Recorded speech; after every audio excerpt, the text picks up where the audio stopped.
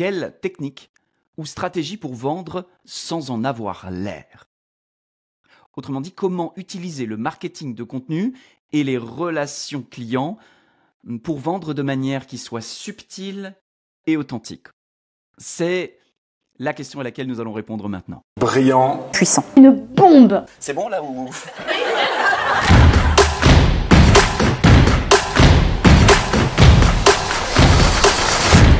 Bravo à vous.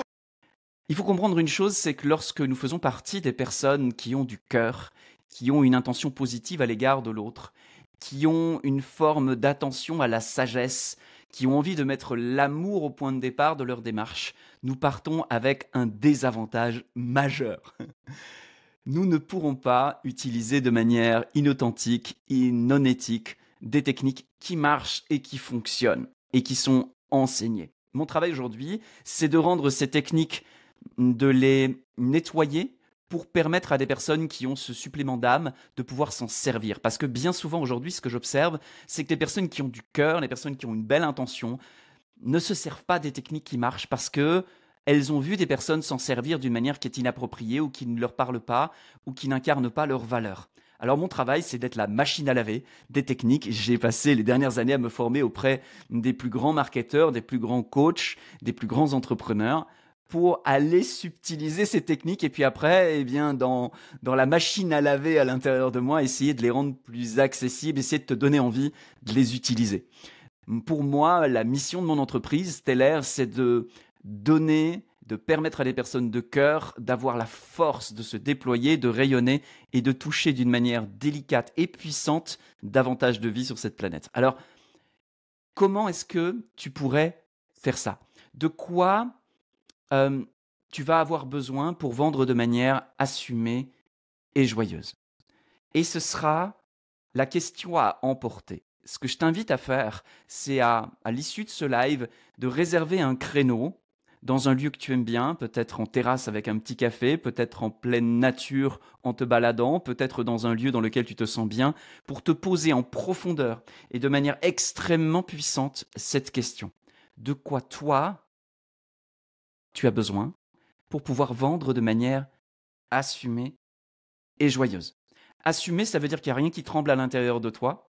Et joyeuse, ça veut dire simplement que tu es excité à l'idée d'avoir une conversation avec un client qui peut mener à une vente.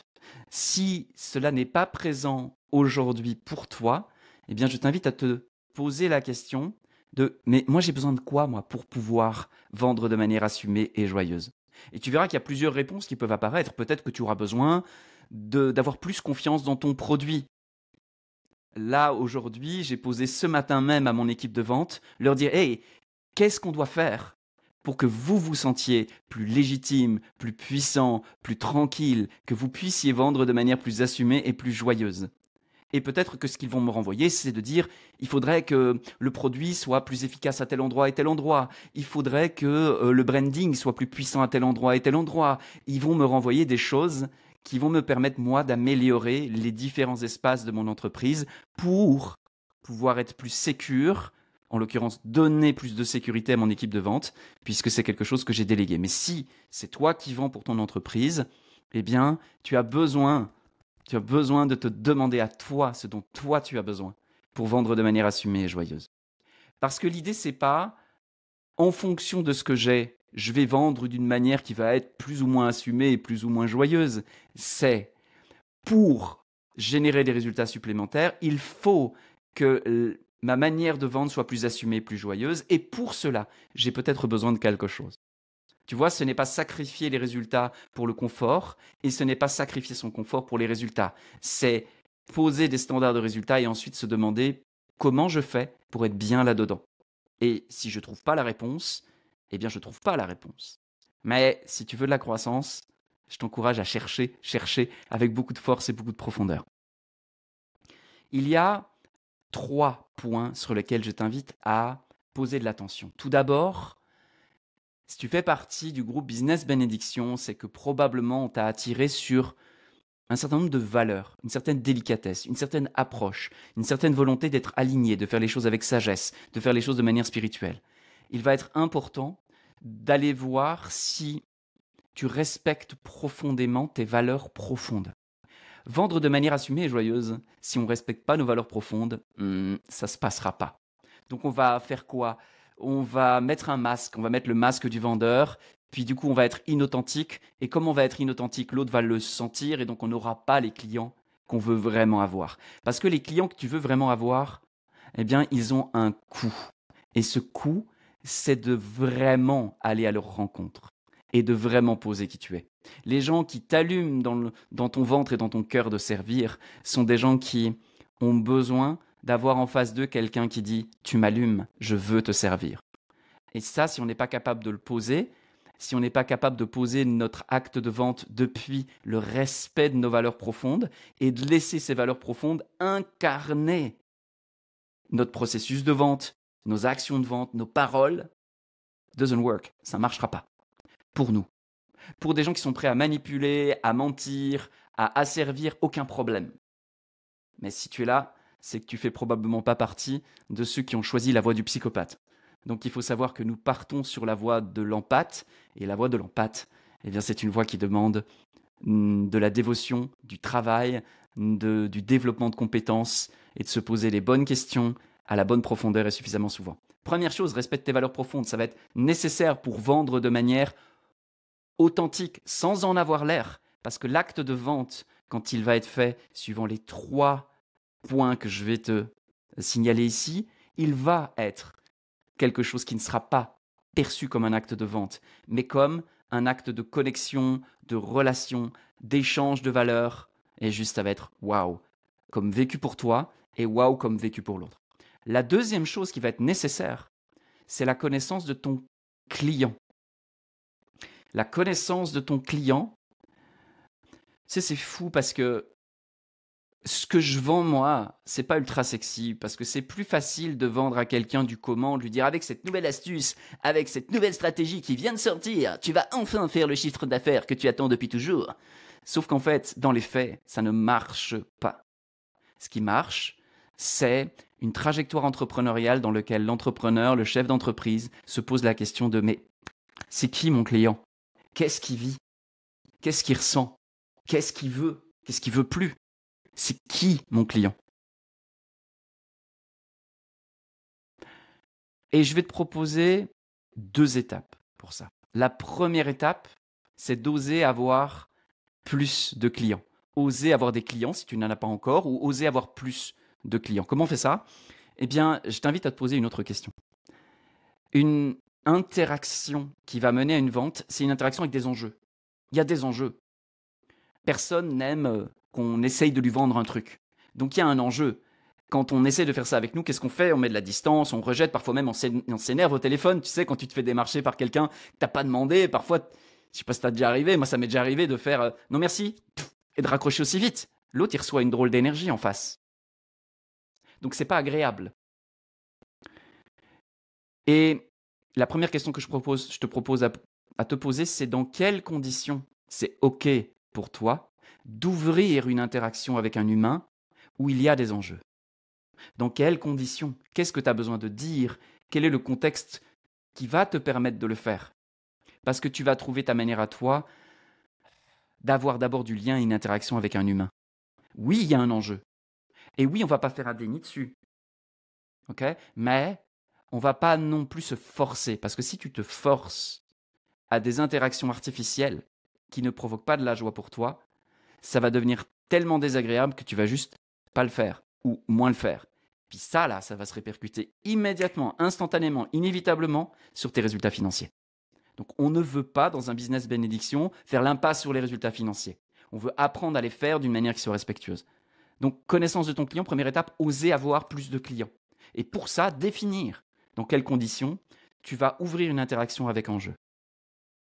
Moi, par exemple, ça ne me dérange pas d'avoir des amis comme clients. Par contre, je vais avoir vraiment besoin de leur dire « Hey, est-ce que c'est OK pour toi que je change de casquette ?» Et si à un moment donné, je vais aller vers cette personne, parfois, je vais sentir qu'il est nécessaire de lui dire « Hey, je sais qu'on a un rapport de client, mais là, c'est en tant qu'ami que je te parle. » Ça m'est déjà arrivé. Et quand on a quelqu'un en face de soi avec qui on se sent confiance pour faire ça, c'était mon cas, on peut le faire. Si on a un doute, vaut mieux pas le faire. L'idée, c'est juste de dire de quoi moi j'ai besoin pour pouvoir ouvrir des interactions avec enjeu. Moi, personnellement, ce dont j'ai besoin quand je suis là, c'est de mettre carte sur table. C'est de dire à l'autre, voilà qui je suis, voilà ce que je fais, voilà pourquoi je le fais. J'ai pas envie de te vendre un truc, j'aime pas ça. J'ai pas envie de te manipuler, j'aime pas ça. Par contre, je vais aussi du coup me sentir capable de lui dire, waouh, j'ai trop envie de travailler avec toi. Waouh, ton profil m'intéresse vraiment. Waouh, je pense qu'on peut faire quelque chose ensemble. Mais d'abord, je vais avoir besoin d'un cadre dans lequel, en fait, je dis, bah, tu sais quoi, moi, je vais jouer tout transparent avec toi. Ça, c'est ma nécessité pour moi, pour ouvrir une conversation avec enjeu, parce que derrière, je veux pas que la personne puisse me reprocher d'avoir, de ne pas avoir tout dit ou d'avoir été manipulateur à un endroit ou à un autre. Je dis pas c'est bien ou pas d'être manipulateur. Moi, j'ai besoin de ça pour pouvoir ouvrir une conversation avec enjeu. Chacun va avoir un besoin qui lui est propre et ça peut évoluer avec le temps. Mais on a besoin d'être sincère avec nous-mêmes parce que sinon, on n'y va pas.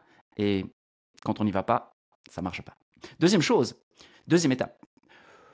L'idée, c'est d'oser avoir plus de clients.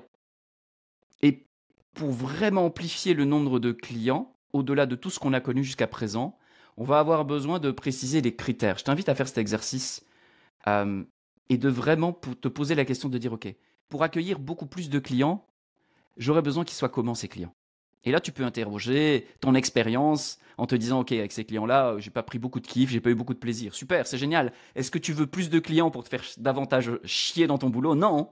Donc, tu veux dire, OK, je veux bien plus de clients, mais pas les comme ça. Je veux plus de clients, mais les comme ça. Et ça, c'est super parce que tu vas automatiquement apprendre à mieux connaître les clients avec qui, waouh, le match est top. Du coup, tu vas pouvoir réfléchir à, tiens, qu'est-ce qu'ils ont de différent de ces clients-là? Et du coup, tu vas pouvoir faire quoi? Ajuster ton marketing, ajuster ta communication pour parler à ces gens-là, pour qu'il y ait plus de ces gens-là qui se reconnaissent. Ça, c'est ce qu'on peut faire pour ajuster progressivement son branding, son marketing, son copywriting, et donc son acte de vente.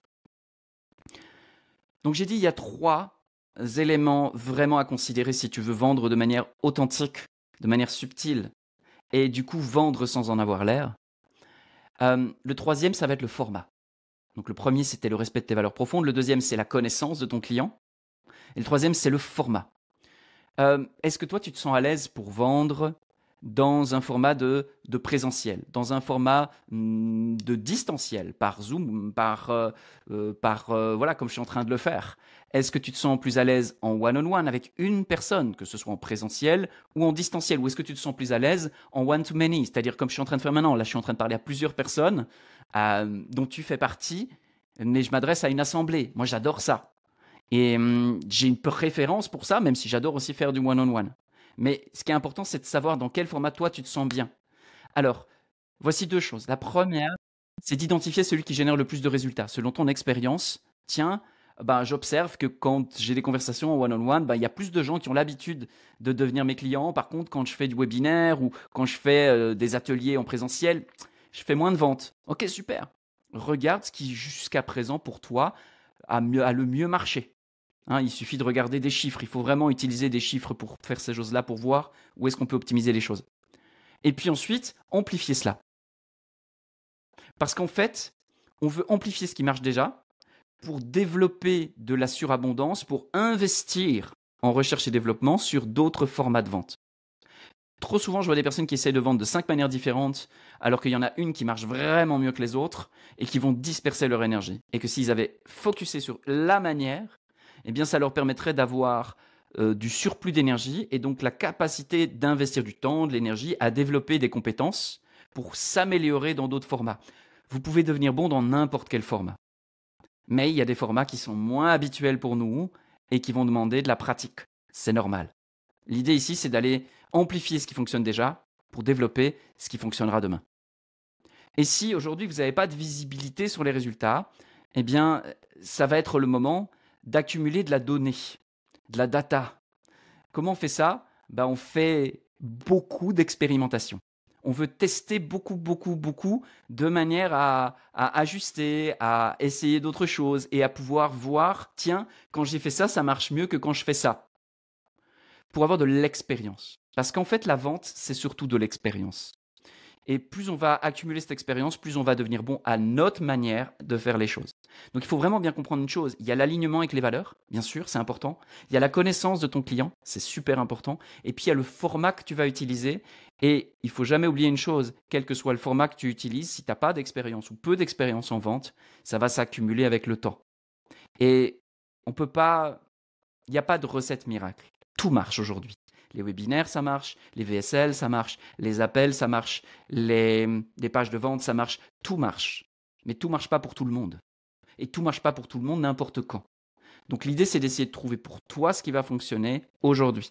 Et je t'ai donné une grille de réflexion pour aller tirer les pépites pour refaire ensuite des bijoux. Donc l'idée ici, c'est que tu vas pouvoir développer une stratégie qui t'est propre par la connaissance de ton client, le respect de tes valeurs et le choix d'un format. Et ça va te permettre de vendre sans en avoir l'air. Le marketing de contenu, c'est exactement la même chose, puisque dans le marketing de contenu, ton but, c'est de proposer un format qui soit du respect de tes valeurs profondes, la connaissance de ton client, tu sais qui il est, tu peux t'adresser spécifiquement à lui et lui parler à lui, avec ta vidéo, avec ton texte, et ensuite aussi avoir ce format qui va être approprié pour toi. De l'audio, de la vidéo, du texte, un mélange des trois. Tout ça va te permettre de vendre quoi? Parce que le marketing de contenu, c'est vendre quoi? L'étape suivante de ton processus de vente. Tout bêtement. L'étape suivante de ton processus de vente, c'est peut-être prends un appel avec moi, on va voir si on peut t'aider. Ça peut être va voir la page de vente. Ça peut être suite au contenu, je découvre le site internet et puis sur le site internet, il y a les propositions de valeur qui me donneront peut-être envie de contracter avec la personne. Il y a plusieurs manières de vendre. L'idée, c'est d'avoir un processus de vente, peut-être même d'en avoir plusieurs. Et ton marketing de contenu, il doit juste être une première étape qui mène à ensuite tes processus de vente. Voilà comment tu peux vendre sans en avoir l'air, comment tu peux utiliser le marketing de contenu, les relations clients pour vendre de manière subtile et authentique.